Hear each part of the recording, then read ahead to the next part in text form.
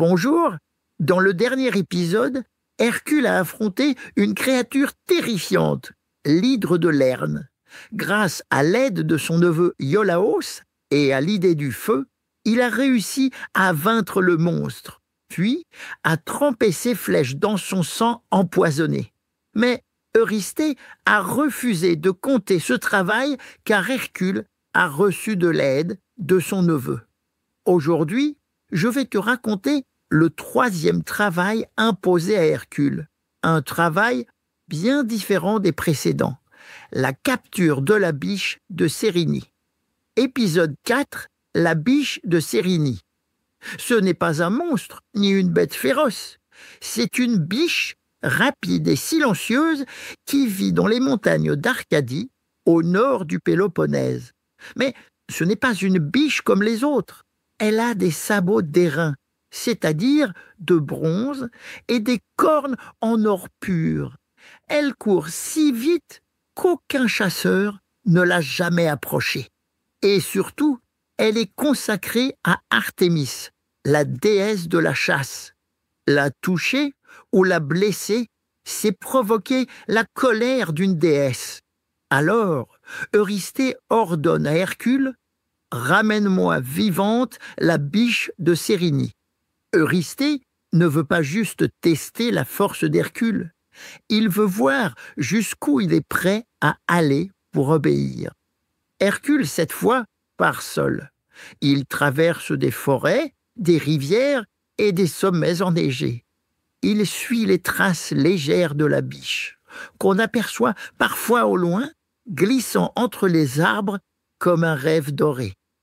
Il ne peut pas la tuer, il ne peut pas la blesser, il ne peut même pas la ralentir. Alors, il attend, il observe, il apprend ses habitudes. Pendant presque 1 an, Hercule suit la biche, patiemment, jour après jour. Il la traque sans l'effrayer, apprenant à connaître chaque chemin qu'elle emprunte. Il avance doucement, sans bruit. Il devient presque une ombre parmi les ombres. Et puis, un matin, la chance tourne. Alors qu'elle descend vers une rivière pour boire, Hercule se cache derrière un rocher. Il bande son arc. Il vise, non pas pour la tuer, mais pour la blesser légèrement, juste assez pour la ralentir. La flèche file.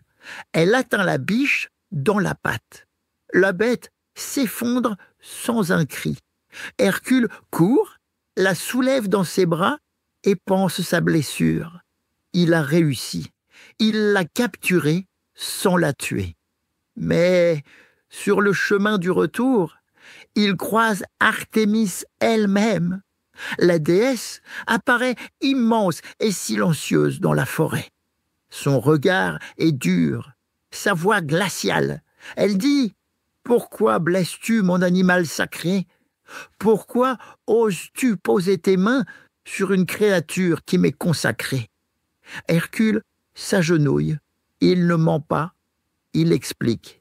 Il raconte sa mission, l'ordre d'Eurysthée, et son désir de ne pas lui manquer de respect.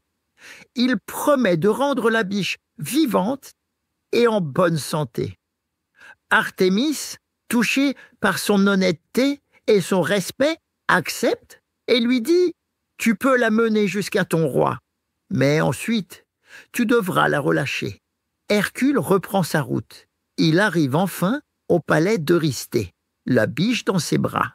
Mais au moment où le roi lui tend les mains pour la prendre, Hercule la lâche. La biche bondit, guérit et disparaît dans la forêt. Eurysthée hurle, furieux. Mais Hercule répond calmement. « Tu m'as demandé de la capturer. Tu ne m'as pas dit de te la livrer. » Avec ce troisième travail, Hercule a prouvé autre chose que sa force, sa patience, son intelligence et surtout sa capacité à respecter les dieux, même dans l'épreuve. Mais les défis d'Eurysthée sont loin d'être terminés. Et le suivant sera beaucoup plus brutal.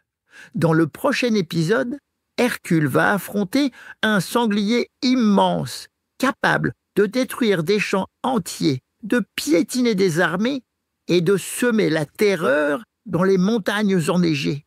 Ce sera son 4e travail, le sanglier d'Érimante. Alors, abonne-toi vite à mon podcast pour être sûr de ne rien rater.